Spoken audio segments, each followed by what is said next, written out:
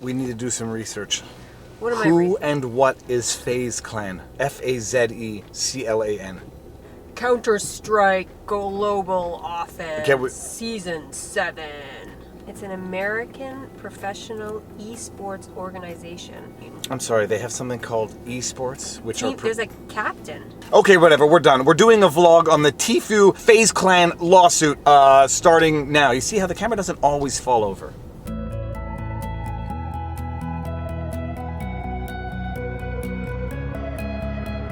I have now watched Keemstar's videos on the subject, PewDiePie's video on the subject, done independent research, and read the actual lawsuit. I believe I can now give a reasonably educated assessment of the TFUE FaZe Clan controversy. And for those of you who don't know me, I am Viva Frei, a Montreal litigator turned YouTuber. I do these things called vlogs, VLAWGS, or is it VLAWGS? I forget which way the screen faces, whatever. Vlogs, where we break down and analyze something that's going on in the legal world in terms that can be understood by lawyers and non-lawyers alike. I have been getting too many requests in the comment section, direct messaging to deal with this TFUE FaZe Clan situation, and I've got to say it's been one heck of a learning curve because I knew nothing of this entire world before immersing myself with it for the last 24 hours. Hello, doggy. You want to say hi? Get over here and say hi to the camera. Oh, hi. This is Barney. Hello, I am Barney.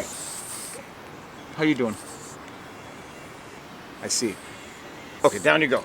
Oh! So this individual named Turner Tenney, aka TFUE, is suing FaZe Clan, which is like a group of gamers, or like a team, that does online gaming competitions in various games that I had never heard of until I delved into this. FaZe Clan, although a group that does this e-sporting, they call it e-sporting if you can believe that, e-sporting gaming type things, has also incorporated, presumably for the traditional reasons as to why anyone would want to incorporate to limit their personal liability. If you need any good breakdowns on that, you can check out this guy named Ian Corzine, who is also a YouTube lawyer, does great videos. Let's read the lawsuit, shall we? Turner Tenney, PKA, TFUE, an individual plaintiff. I don't know what PKA means. Oh, plaintiff known as. Okay, maybe. I don't know. FaZe Clan Inc., a Delaware corporation, and Does 1 through 25 inclusive. This is interesting. They've named John Doe defendants because presumably they don't have their name at this stage of the proceedings and presumably think they're going to get the identity of the additional 25 some odd John Doe defendants. So they name them as Does in the hopes of later identifying them specifically once the legal process goes on and they can get information on who these defendants are. But whatever, all this is boring. The interesting part is on the right-hand side of the page. Complaint for declaratory relief. Declaratory relief. Unfair business practices. Money had and received, quantum meruit, and breach of fiduciary duty. Very interesting, let's break this all down. Declaratory relief, what is it? You have various types of lawsuits. You can have an injunction, which I dealt with the other day. Which video was it that I dealt with the injunction? Oh, the PewDiePie analysis of T-Series injunction against PewDiePie. You can have an injunction, which is a court order enjoining someone to do or to not do something. You can have a lawsuit which basically seeks only damages, and we call that an action in damages, where you basically seek monetary compensation for a wrong. And then you can have something called declaratory relief, which is basically a motion to the court to get the court to declare something, as in declare someone an owner of a piece of property, or in this case, get the court to declare that a contract has been duly terminated. Although in this situation, TFUE is seeking a declaratory relief, and he's also seeking damages and other stuff, and the other complaints are relatively self-explanatory, except for the one called quantum meruit. Quantum meruit is a legal concept that has to do with remuneration in the absence of a contract, whereby if it's not stipulated in the contract, quantum meruit is the principle pursuant to which they get paid what is the value of the services that they have rendered, or the value of what they have brought to the table. Now let's get into the lawsuit.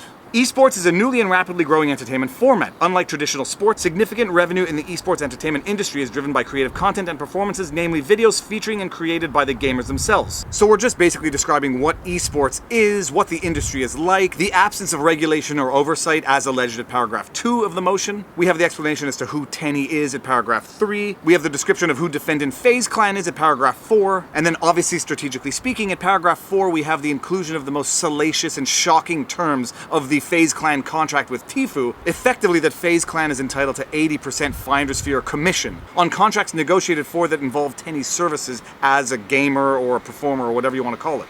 And then we have allegations to the effect that FaZe Clan uses illegal and anti-competitive provisions in the gamer agreement. The gamer agreement is defined in the lawsuit, and it's the contract between TFUE and FaZe Clan. And paragraph 4 and 5, we have allegations as to why the gamer agreement is illegal under California law. Paragraph 7 is a peculiar allegation. Until now, FaZe Clan has enjoyed the fruits of this illegal business model with impunity because no one could or was willing to stand up to FaZe Clan. These days are over. Through this action, TFUE seeks to shift the balance of power of the gamers and content creator streamers, those who are actually creating value and driving the industry.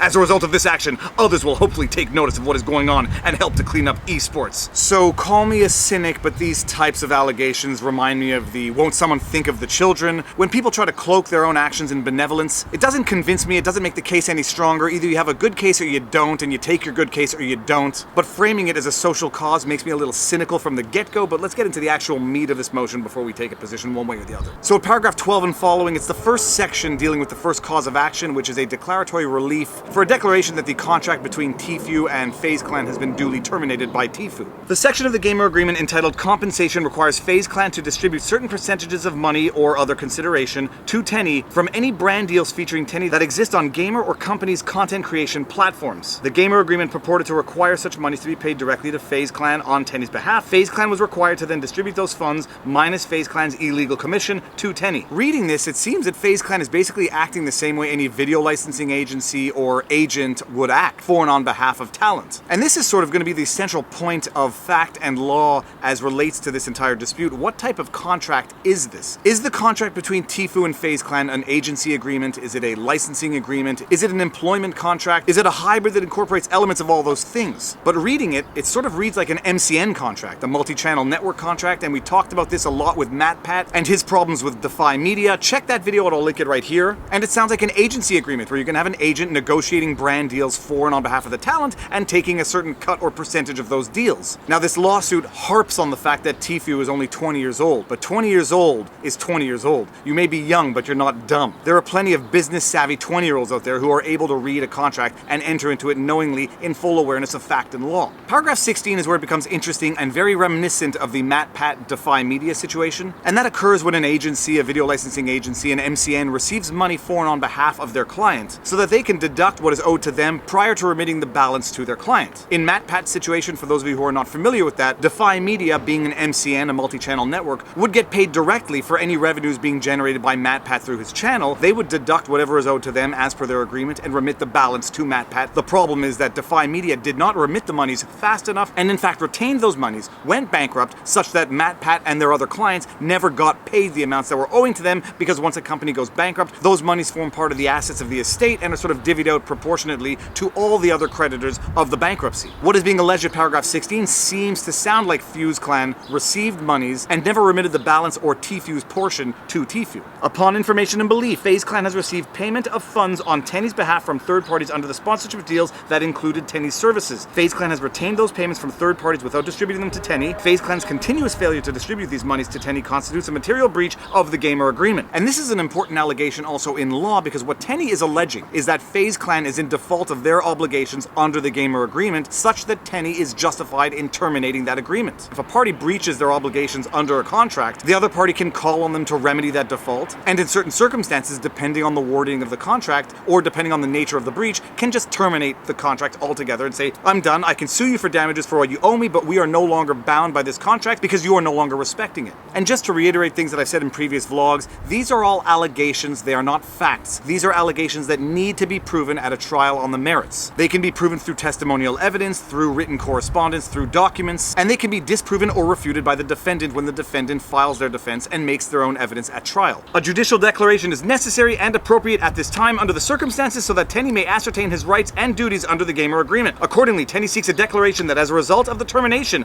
of the gamer agreement based on FaZe Clan's material breach, TFUE does not continue to owe FaZe Clan any further obligations under that agreement, except possibly any contractual obligations that survive the gamer agreement's termination based on a material breach. Paragraphs 23 and 24 and following of the lawsuit reference the exclusivity provisions in the gamer agreement. Exclusivity provisions are par for the course in any licensing agreement, in any agency agreement, and this basically goes to the fact that while TFUE is under contract with FaZe Clan, he can't be working for any other esports competitive teams. And in agency agreements, you're going to see this all the time as well, because an agent is not going to want his or her client working with another agent. The agent is going to want exclusivity over the deals that come in through their client. Now, I say it's par for the course, but it's also something very dangerous that everyone has to pay attention to: the duration of the exclusivity and what it relates to. Sometimes the exclusivity is going to relate to any and all business brought in by the client, which doesn't always make sense because the client may have had business coming in prior to entering into the agency agreement with the agent. Specifically in the contract between TFUE and FaZe Clan benefits from something called a matching right, in that if TFUE gets offered to join another Fortnite team to play,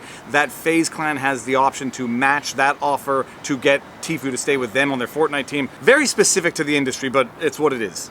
And TFUE's argument is that the exclusivity in his contract with FaZe Clan constitutes, and I'm quoting, an illegal restraint on trade and an anti-competitive agreement in violation of section 16,600 of the Business and Professions Code. The argument is that the exclusivity provided for in the gamer agreement between TFUE and FaZe Clan deprives TFUE of his ability to make a living. And the allegation at paragraph 28 of the lawsuit refers to gamer name and likeness. Section 4C of the gamer agreement's terms and conditions, entitled Gamer Name and Likeness, also purports to provide FaZe Clan with certain limited rights to use Tenny's name, image, voice, and likeness in connection for Tenny's purported services to FaZe Clan. While on its face, Section 4C does not prevent Tenny from using or licensing the Tenny publicity rights in connection with services to others upon information and belief, FaZe Clan seeks to use Section 4C in conjunction with Section 5 to prevent Tenny from providing certain services, working or being employed in certain spaces or otherwise competing in the marketplace. And Tenny seeks to have the contract declared terminated or at the very least null ab initio, which is basically fancy Latin lawyer talk to declare that the contract is null from the beginning. Ab initio, like declare it null right from the start. Alright, so my battery just went dead, but I think we're better off finishing this off indoors anyhow. It's a little windy outside and it's quiet enough in the house with no distractions. The kids are at school. Alright, now where were we? Fifth cause of action, quantum Meruit against all defendants. So now bear in mind that Tenny is trying to seek the nullity ab initio or the termination of his agreement with FaZe Clan. If he so succeeds, then there will no longer be any provisions governing how he is to be remunerated for the services he has rendered for FaZe Clan, and for the work he has done for FaZe Clan sponsors. This is why we get into the concept of quantum Meruit. Paragraph 41, assuming the gamer agreement is void and unenforceable, FaZe Clan and the other defendants must compensate Tenny for the services he provided for various sponsors. Paragraph 42 alleges that Tenny did in fact render services for FaZe Clan's sponsors. Throughout the course of his relationship with FaZe Clan and at FaZe Clan's request, Tenny provided services alleged above. In particular, Tenny provided services to various sponsors. FaZe Clan and the other defendants benefited from those services. Tenny is entitled to the fair and reasonable value of the services he provided, which would equal at least any amounts paid to defendants by third parties for or related to Tenny's services, if not more. Tenny has been damaged based on defendants' retention of monies paid for Tenny's services and failure to distribute same to Tenny. Tenny is entitled to damages in an amount to be proven at trial. Tenny is suing FaZe Clan, but at this point in time presumably does not know how much FaZe Clan was paid by sponsors for work that Tenny did for the sponsors. That information is going to come out during the litigation process, during examinations, requests for documents, communication of documents, etc., etc. So basically Tenny is saying, I don't know how much FaZe Clan got paid for the services that I rendered, but that's what we're going to use to determine the amount to which I'm entitled on the basis of quantum Meruit. And once we have gathered all of those details, all of that information, and I am able to put a number on it, I will put a number on it at trial. Paragraph 45 and following, the sixth cause of action, breach of written contract, effectively alleges that FaZe Clan received monies but did not remit the portion that was owing to Tenny. Paragraph 47, FaZe Clan has retained payments from third parties for Tenny's services without distributing them to Tenny. Paragraph 48 and following, the seventh cause of action, is very interesting. Tenny is alleging a breach of fiduciary obligation by FaZe Clan towards Tenny, and paragraph 49 fleshes out what that looks like. Irrespective of whether FaZe Clan qualifies as a talent agency, as that term is defined by California's Talent Agency Act. In particular, FaZe Clan acted as Tenny's agent in sourcing and negotiating sponsorship deals that would offer Tenny's services.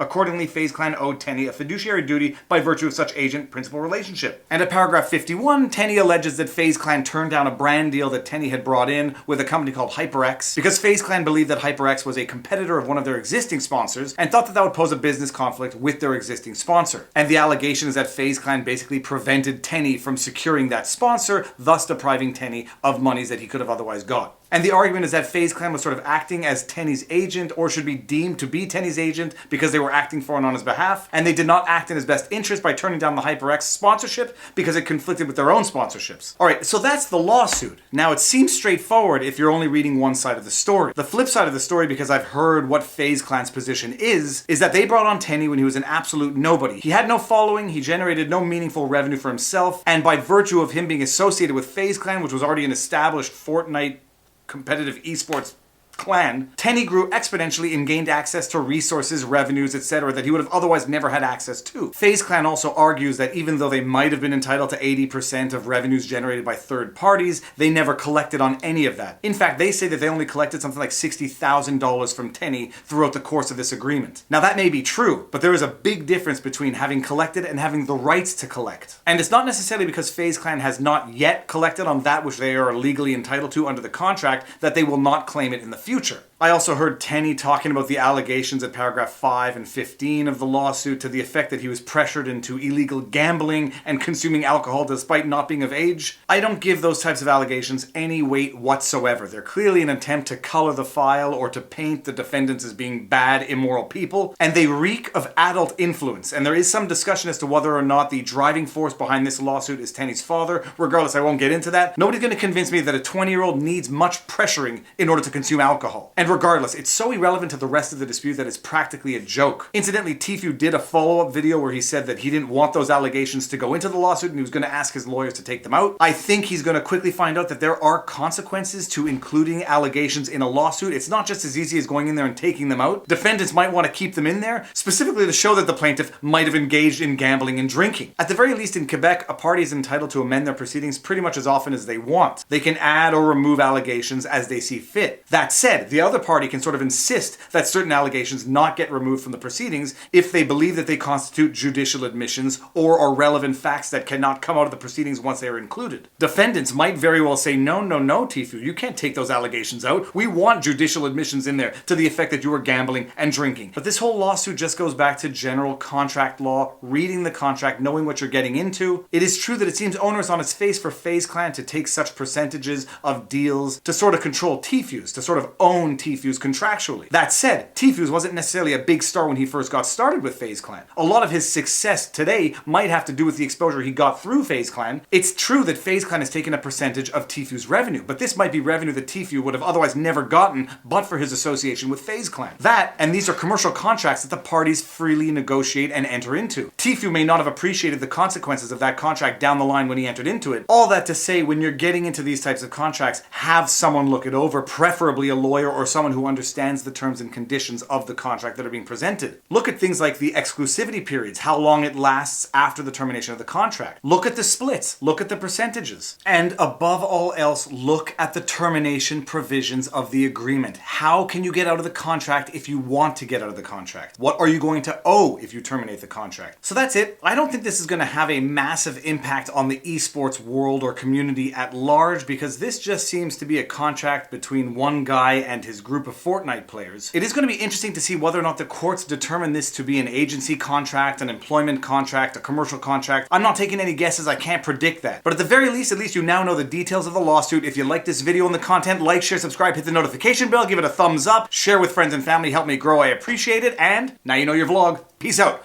Boom!